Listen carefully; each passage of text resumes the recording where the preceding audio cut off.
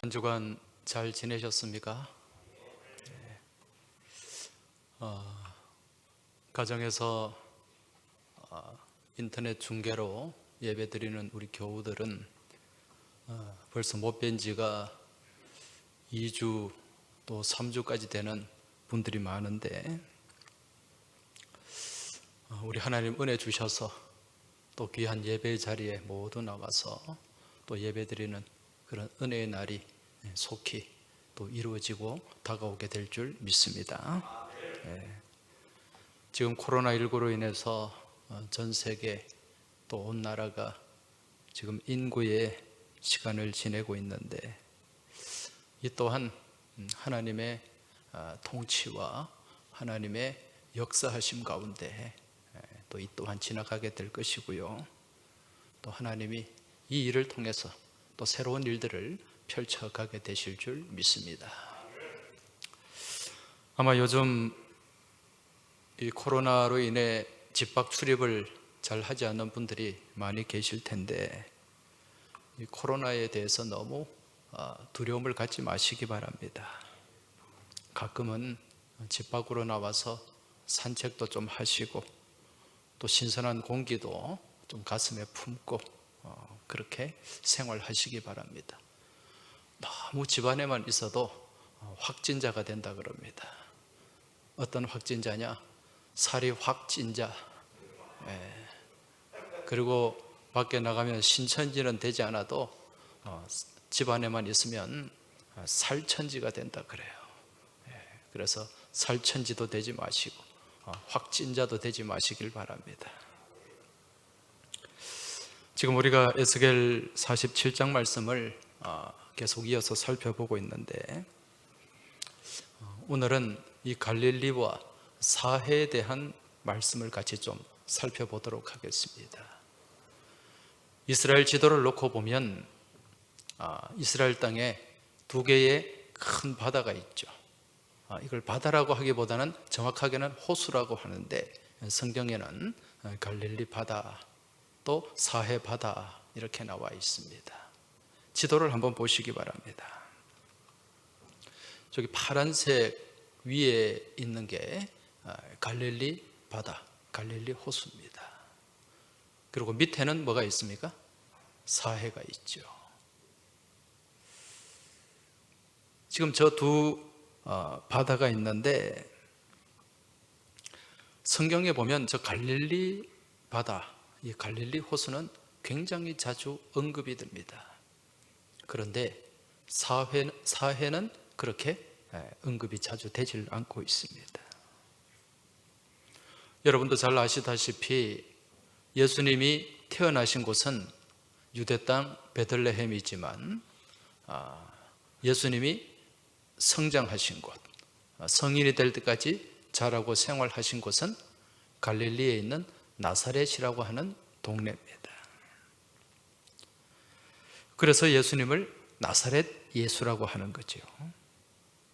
그리고 예수님이 이제 공생의 사역을 하시면서 많은 제자들을 부르고 세우셨는데, 그중 상당수가 어디에 있던 사람들입니까?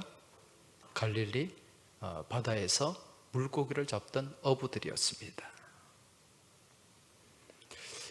우리 예수님께서는 이곳 갈릴리에서 제자들을 선택하시고 또 제자들을 훈련시키셨습니다. 그리고 이곳 갈릴리 주변에서 또 많은 이적들을 베푸셨어요. 예수님의 첫 번째 이적이 뭡니까? 가나 혼인잔치에 물로 포도주로 바꾼 이적입니다. 그 가나도 갈릴리 호수 근처에 있는 작은 동네입니다. 뿐만 아니라 오병이어 기적, 물 위를 걸으신 기적, 또 거라사 귀신을 축출하신 이적, 회당장 야이로의 딸을 살리신 이적, 12의 혈루증을 앓던 여인들을 치유하신 이적, 이 모든 이적들이 갈릴리 주변에서 일어난 일들입니다. 또 성경에는요, 이 갈릴리 바다, 이 갈릴리 호수에 대한 이름이 다양하게 등장하고 있습니다. 갈릴리 바다라고도 하지만 또 다르게는 어떻게 부릅니까? 게네사렛, 긴네렛 바다, 구약에는 긴네렛 바다 그렇게 부릅니다. 이 긴네렛이라는 말은 히브리어 기노라는 말에서 나온 건데, 기노가 하프예요. 하프. 이 갈릴리 호수가 꼭 하프처럼 생겼기 때문에 그래서 기노, 긴네렛이라고 하고, 이 긴네렛을 이제 신약 시대에 와서 헬라 사람들이 또 게네사렛 그렇게 부른 거죠. 그리고 또 다르게는 이곳을 디베랴라고 부릅니다. 디베랴 바다. 이 디베랴 바다라고 부르는 이유는 이 당시에 갈릴리와 또 베레아 주변을 통치하던 그 분봉왕이 헤롯 안디바라고 하는 왕입니다.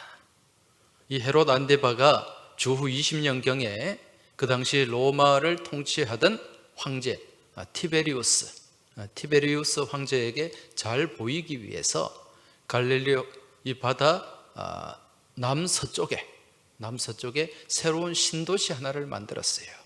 그리고 신도시를 만들어서 이 티베리우스 황제에게 헌정을 합니다. 그리고 그곳의 이름을 티베리우스라고 붙였어요. 그게 이제 티베리우스가 이 성경에 디베랴라고 나오는 거죠. 디베랴. 그래서 그 지역에 그 티베리우스라는 도시가 근처에 있기 때문에 그 지역을 티베리우스 바다, 디베랴 바다 그렇게 불렀다는 것입니다. 이처럼 갈릴리 바다는 여러 이름으로 불려질 만큼 또 그 역할 또한 지대합니다. 이 갈릴리 호수에 있는 이 물이요, 이스라엘 사람들의 생명수가 됩니다. 그래서 농사 짓는 사람들은 이 물을 끌어서 농사를 짓기도 하고, 또 이 갈릴리의 이 물은 아주 이스라엘 사람들의 중요한 식수원이 됩니다. 지금도 이스라엘 전체의 한 40% 정도의 식수가 이 갈릴리 호수, 갈릴리 바다에서 공급이 된다고 합니다. 뿐만 아니라 여기에는 또 풍부한 어족 자원을 가지고 있습니다. 여기에 서식하는 물고기만 해도 18종류가 넘는다고 합니다. 그래서 이 주변의 사람들은 여기 호수에서, 이 바다에서 물고기를 잡으면서 그렇게 또 생활을 해나가는 거죠. 요즘도 성지순례를 가면 꼭 이 갈릴리 호수에서 잡히는 물고기 맛을 보게 됩니다. 일명 베드로 물고기라고 합니다. 그곳 사람들은 암눈이라고 부르는데 먹으면 맛이 괜찮아요. 아주 담백한 맛이 납니다. 사진으로 한번 보여주시기 바랍니다. 저게 이제 성지순례 가면 먹을 수 있는 베드로 물고기인데, 저 물고기가 이제 주류를 이룹니다. 저 물고기는 낚시로는 잘 잡히지 않고 그물로 잡아야 되는 그런 물고기라고 합니다. 이처럼 제가 설명드린 것처럼 이곳 갈릴리 바다는 많은 물고기들이 살고 있고요, 또 이곳의 많은 수량은 주변의 많은 사람들과 동식물들을 살리는 역할을 감당해왔다, 이걸 우리가 알 수 있지요. 그런데 이 갈릴리 바다에서 한 100km 정도 남쪽으로 내려오면 무슨 바다가 있습니까? 사해가 있죠. 이 사해라는 말은 말 그대로 죽은 바다, 죽음의 바다입니다. 왜 죽은 바다인가?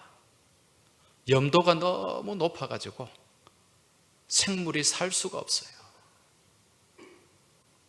보통 바다에 여러분 염도가 몇 프로 정도 됩니까? 염분이 한 3.5% 정도 된다 그럽니다. 그런데 이 사해는요, 염분 농도가 35%가 넘어요. 그러니까 이 맛을 보면은 굉장히 짠맛이 나겠죠. 염도가 30에서 35%가 되니까 도저히 여기는 생명체가 살 수가 없는 겁니다. 그래서 사람이 그 바다에 들어가서 누워있으면 어떻습니까? 몸이 둥둥 뜨게 되는 거죠. 제가 찍은 사진은 아니지만 떠 있는 사진 한번 보시기 바랍니다. 저도 사해 바다 가서 저렇게 누워서 한번 떠 있어 본 적이 있습니다. 그냥 힘을 안 주고 누워 있으면 그냥 떠요. 보트에 탄 것처럼. 그 정도로 염분이 많다는 거죠. 자, 그렇다면 왜 이처럼 사해는 아무런 생명이 살 수 없는 죽은 바다가 되고 말았을까? 그 이유가 뭘까요? 그 이유는 한 가지입니다. 이 사해는 흘러내려오는 물을 받기는 하는데 다시 흘러내려 보내는 통로가 없습니다. 무슨 얘기입니까? 계속해서 받아들이기만 하는 거죠. 받아들이기만 하고 내보내지는 않는 겁니다. 그렇게 해서 물을 계속해서 받아들이고 또 그 물이 그 안에서 그 뜨거운 햇볕에 자연적으로 증발하면서 무엇만 남게 됩니까? 소음기만 남게 되는 거예요. 그래서 죽은 바다가 되었다는 거죠. 여기에 반해 갈릴리는 어떻습니까? 이 갈릴리 바다는 이제 갈릴리에서 한 40km 정도 위로 올라가면 가이사랴 빌립보라고 하는 지역이 있습니다. 이 지역은 여러분 잘 아시는 것처럼 예수님 제자 베드로가 예수님께 신앙 고백을 했던 장소지 않습니까? 주는 그리스도시요 살아계신 하나님의 아들입니다 라는 고백을 했던 장소가 가이사랴 빌립보예요. 여기에 가면 지하에서 물이 아주 막 솟구쳐 올라옵니다. 이 물이 무슨 물인가? 그 위에 더 올라가면 북쪽에 헐몬산이라고 하는 산이 있습니다. 그 헐몬산에는 만년설이 있어요. 꼭대기에. 거기서 이 눈이 녹은 물이 땅속으로 들어가서 가이사랴 빌립보라고 하는 지역에서 솟구쳐 올라오는 거죠. 이 물이 어디로 흘러가는가? 갈릴리 바다로 흘러 들어갑니다. 그리고 이 갈릴리 바다는 이 물을 받아서 그 물을 계속해서 쌓아놓기만 하는가, 모으기만 하는가? 그렇지는 않죠. 그 갈릴리 바다와 연결된 강이 있습니다. 그 강이 무슨 강입니까? 요단강이에요. 요단강을 통해 계속해서 물을 흘러내리게 됩니다. 받기만 하는 것이 아니라 흘러내리는 통로가 있다는 것입니다. 이게 바로 갈릴리와 사해의 차이점이라고 하는 거죠. 이 갈릴리 호수는 이 물을 받아서 그 바닷물을 다시 다른 곳을 향해 흘러내 줌을 통해서 무엇을 가지고 있는가? 생명을 가지고 있는 거예요. 생명력을 가지고 있다는 것입니다. 그렇게 흘러가는 가운데 또 많은 생명들을 살게 하는 힘을 가지게 된 거죠. 그래서 그 갈릴리 호수는요, 사람들을 살리는, 농작물을 살리는, 물고기를 살리는 그러한 물이 되었다는 것입니다. 사해는 어떻습니까? 받아들이기는 하지만 내어주는 게 없어요. 그러니 결국 죽은 바다가 된 거죠. 이는 우리의 삶 또한 마찬가지입니다. 우리의 삶도요, 계속해서 무언가를 받기만 하고 채우기만 하고 그것을 흘러내 보내지 않으면 결국 사해와 같은 죽은 인생이 되고 만다는 것입니다. 다시 말해 생명의 흐름이 있어야 되는데 그 흐름이 멈추어 버리면 죽게 된다는 거죠. 1994년쯤에 우리나라 서해안에 큰 이 뚝을 하나 쌓았습니다. 이 바닷물을 막은 거죠. 그렇게 쌓은 뚝이 무슨 뚝이냐? 이게 시화방조제입니다. 이 시화방조제라는 것은 이 경기도 시흥과 화성에 걸쳐 있기 때문에 시화방조제라고 불러요. 여기에 이 뚝을 쌓고 물을 막은 것은 이제 이 바다 건너편에 호수를 만들어서 이 담수호를 만들어서 이것을 공업 용수로도 쓰고 농업 용수로도 쓰기 위해서 그 깨끗한 물을 사용하기 위해서 그렇게 바닷물을 차단하고 막았던 것입니다. 그런데 1년이 지난 뒤에 어떤 일이 일어났을까요? 물고기들이 다 죽고 말았습니다.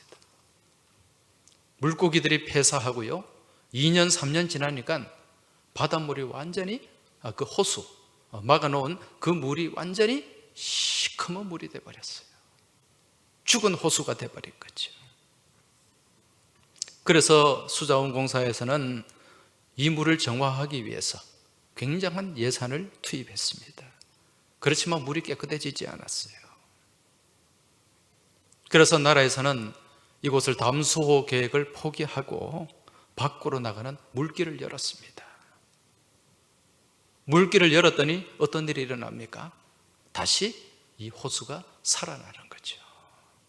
생명이 살 수 있는 호수가 되었다는 것입니다. 이게 흐름이에요. 흘러가는 흐름이 있어야 생명이 살 수 있다는 것입니다. 신약 마가복음 3장에 보면 우리 예수님께서 안식일에 회당에 들어가셔서 한편 손 마른 사람을 치료하는 장면이 나옵니다. 이곳에 등장하는 한편 손 마른 사람은 요즘으로 친다면 뇌출혈이나 뇌경색으로 인해서 한쪽 손에 마비가 온 상태를 얘기하는 것입니다. 여러분, 사람의 삶이 건강하기 위해서는 가진 두 손이 모두 건강해야 됩니다. 이 한쪽 손에 마비가 되고 한쪽 손을 쓸 수가 없으면 그 삶은 균형을 잃어버리게 된다는 것입니다. 따라서 정상적인 삶을 살아가는 것이 매우 힘들어지게 되죠. 우리의 삶의 상태 또한 마찬가지입니다.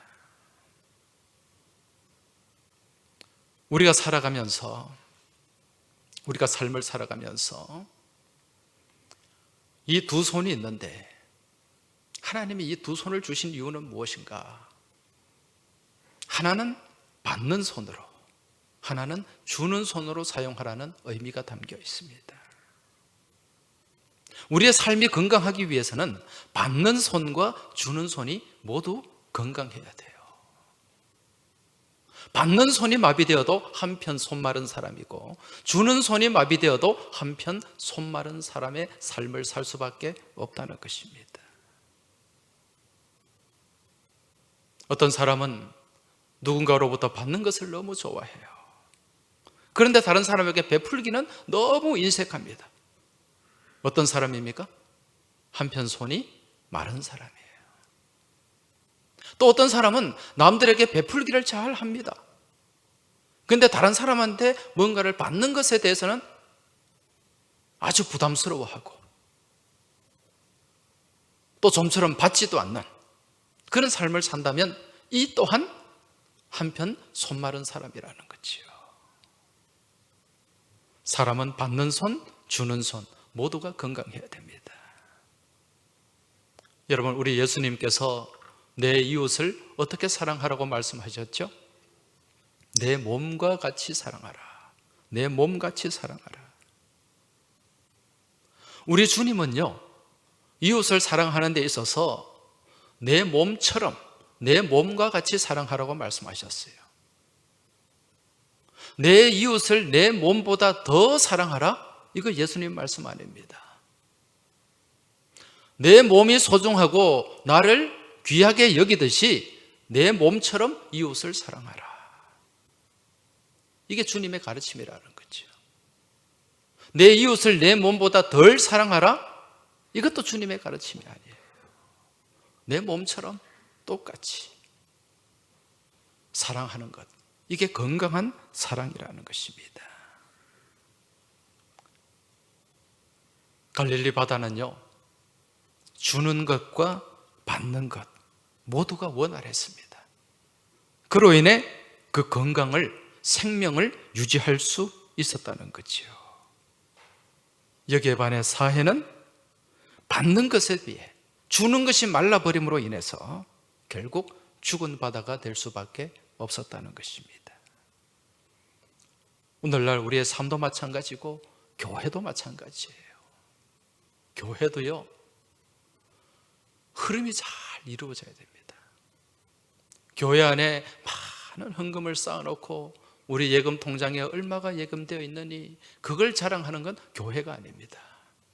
교회는 하나님께서 주시는 그 물질, 하나님께 드려지는 이 헌금을 어떻게 잘 사용하는가, 이 흐름을 어떻게 잘 이어가는가, 여기에 관심이 있어야 된다는 거죠.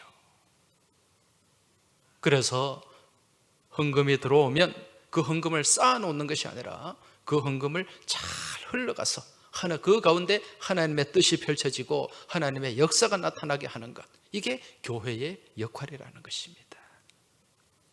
바라기는 오늘 여러분의 삶이 받는 것과 주는 것 모두가 원활하고 건강함을 통해서 여러분의 삶이 죽어가는 삶이 아니라, 죽은 삶이 아니라 건강하고 생명력이 넘쳐나는 살아가는 삶, 더불어서 살리는 삶이 되시길 주의 이름으로 축원합니다. 이제 오늘 우리가 읽은 본문을 다시 한번 보면은요, 지금 성전에서 흘러나오는 이 물이 동쪽을 향해 흘러가며 큰 강을 이루었다고 말씀합니다. 지금 이 동쪽으로 흘러가는 이 강이 어디를 향해 흘러가고 있습니까?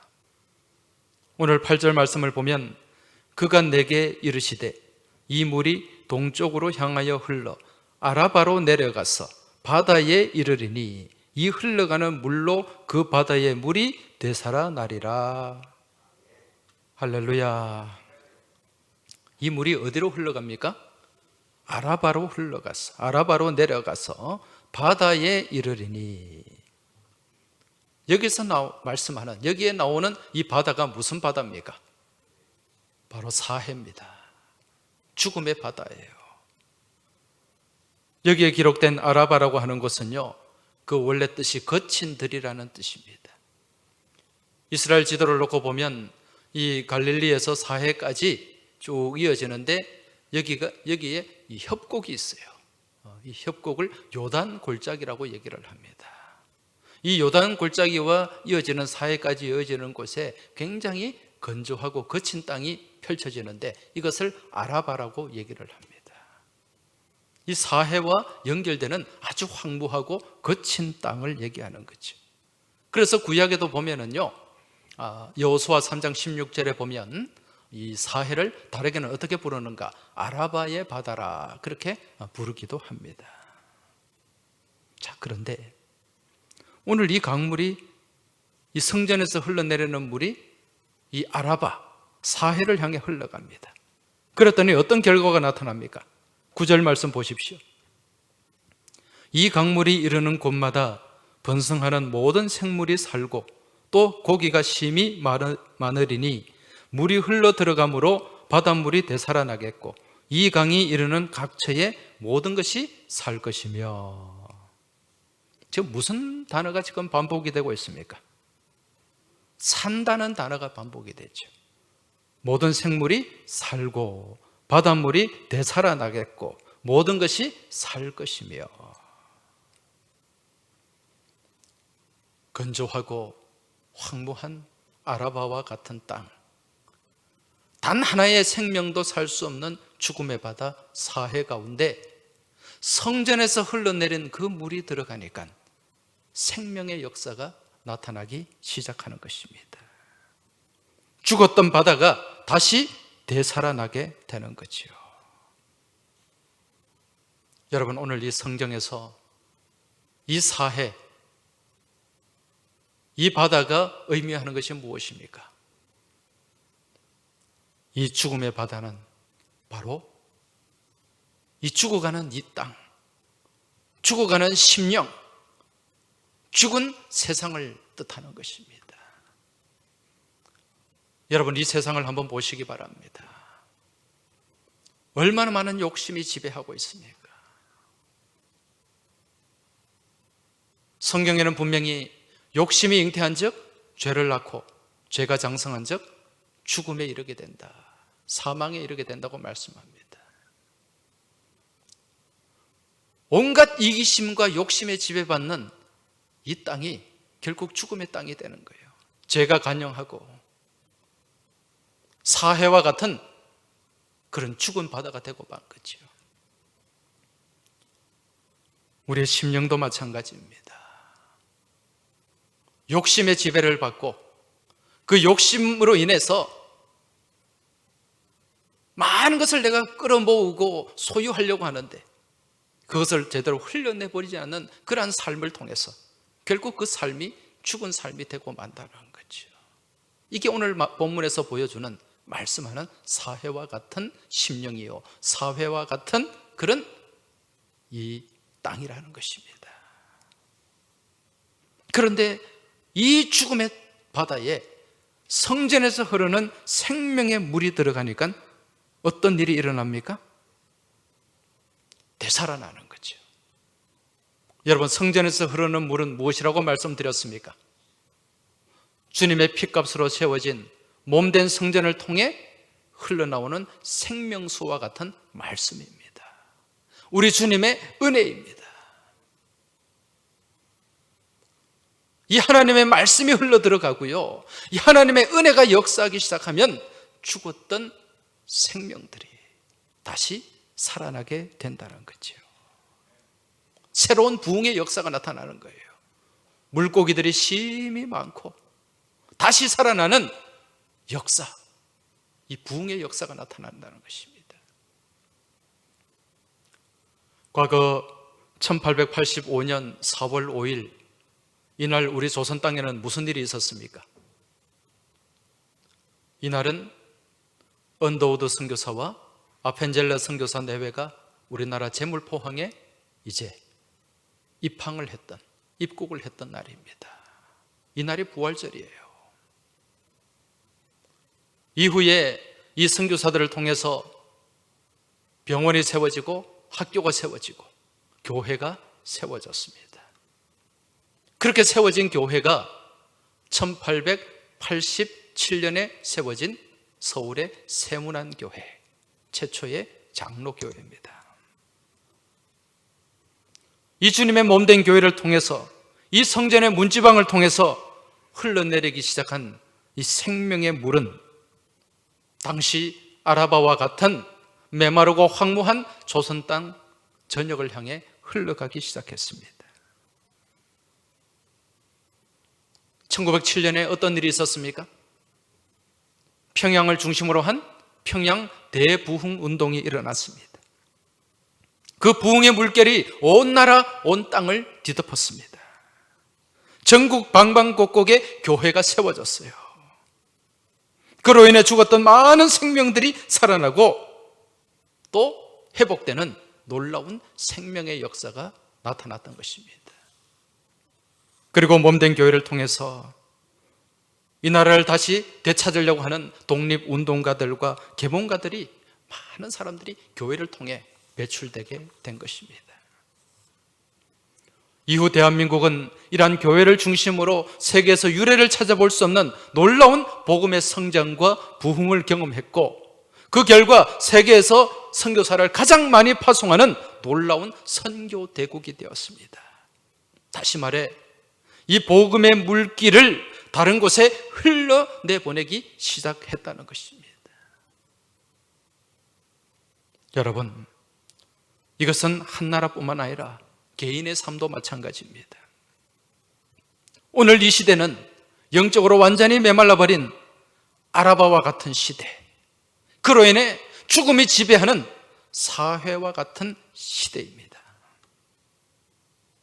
그로 인해 이 땅을 살아가는 많은 뭇 영혼들은 에스겔 37장에 나오는 것처럼 마른 뼈와 같은 그런 모습으로 살아가고 있다는 거죠.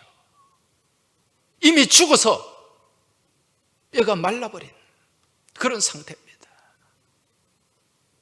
그런데 에스겔 37장에 보면 그 마른 뼈 가운데, 마른 뼈들이 널브러져 있는 그 골짜기에 무엇이 공급되니까? 하나님 말씀이 공급되니까. 하나님 말씀을 듣고 그 가운데 말씀이 들어갔을 때 어떤 일이 일어났습니까? 힘줄이 생기고요, 살이 붓고 가죽이 덮이고 생기가 다시 회복되었다고 말씀하고 있습니다. 오늘 이 시대도 마찬가지입니다. 마른 뼈와 같은 심령 가운데 하나님의 말씀의 생수가 부어질 때 다시 근육이 붙고 살이 붙고 가죽이 덮이고 생기가 회복되게 되는 줄 믿으시기 바랍니다. 이게 되살아나는 거예요.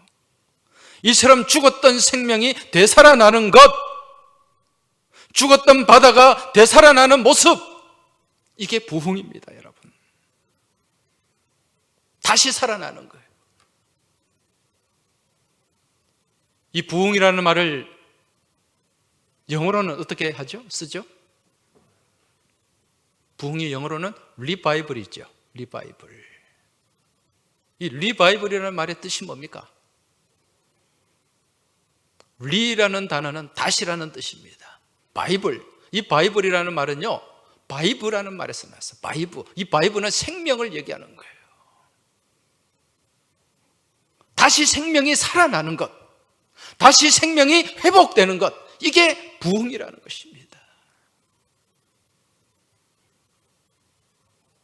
이처럼 우리 주님의 생명의 말씀, 즉 성전에서 흐르는 생명의 물이 한 생명을 덮으면 그 심령이 다시 되살아나게 되고, 그 물이 공동체를 덮으면 그 공동체가 다시 되살아나게 되고, 그 물이 한 나라를 덮으면 그 나라가 되살아나게 되는 줄 믿으시기 바랍니다.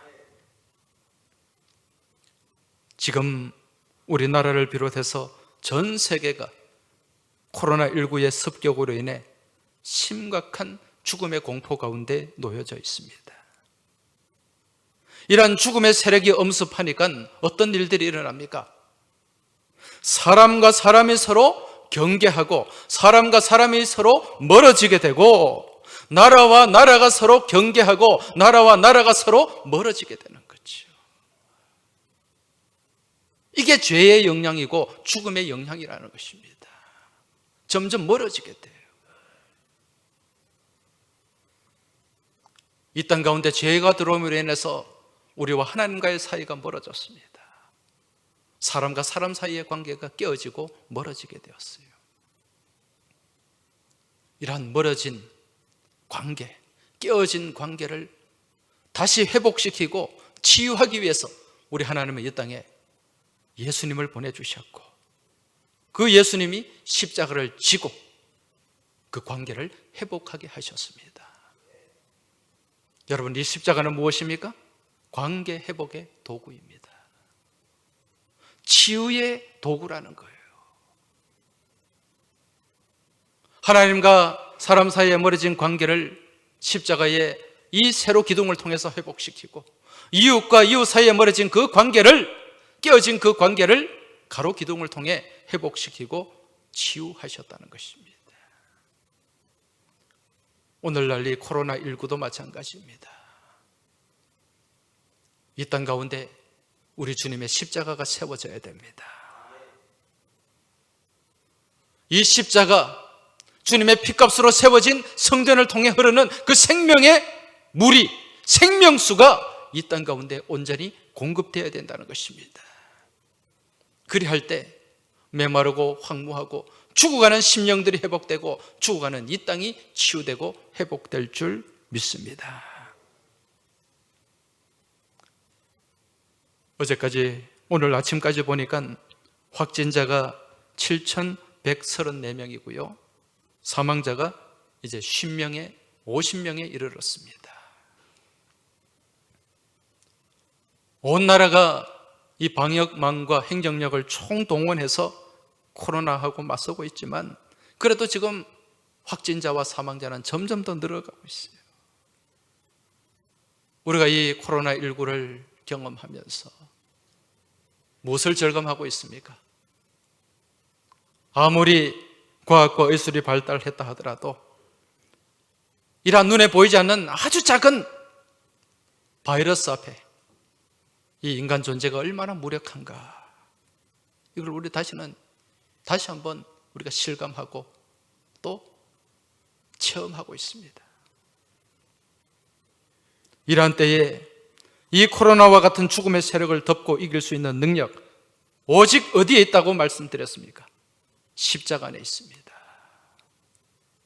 십자가 안에 있습니다, 여러분. 이러한 때에 우리가 할 수 있는 것은 마스크를 끼고 서로 거리를 두고 서로 경계하며 그렇게 서로 혐오하며 그렇게 살아가는 것이 아니라, 이 땅을 바라보며, 이 나라를 바라보며, 이 죄악에 간영한 이 시대와 우리의 모습을 바라보면서 기도해야 될 줄 믿습니다. 주님의 그 십자가 보혈의 능력이 이 땅을 덮고 지나가도록, 주님의 그 생명의 능력이 이 땅을 덮고 지나가도록, 그 십자가의 능력이 이 땅을 치유하고 회복하시도록 우리는 다시 엎드려 기도해야 될 줄로 믿습니다. 그러한 기도 가운데 우리 하나님이 다시금 이 땅을 치유하시고 이 시대를 다시 회복시키시고 온갖 죄와 욕심 가운데 죽었던 우리 심령들을 살리시고 또 온전케 하실 줄로 믿습니다. 이번 한 주간 주님의 십자가를 바라보시기 바랍니다. 그 십자가 앞에 엎드려 기도하시기 바랍니다. 그러한 가운데 하나님의 은혜를 구하시고 이 성전에서 흘러내린 그 생명의 물이 온 땅을 뒤엎고 또 우리의 심령을 온전히 치유하고 회복하는 역사가 나타나도록 우리가 같이 힘 모아 기도할 때 이 코로나19 또한 종식되고 또 하나님께서 펼쳐주시는 새로운 역사 가운데 새로운 시대, 새로운 삶을 살아가게 될 줄 믿습니다. 기도드리겠습니다. 하나님 아버지, 눈에 보이지 않는 하찮은 바이러스, 이 바이러스 앞에 꼼짝을 못하고 두려워하며 또 죽음의 공포까지 느끼며 살아가는 저희들의 초라한 모습을 바라보게 됩니다.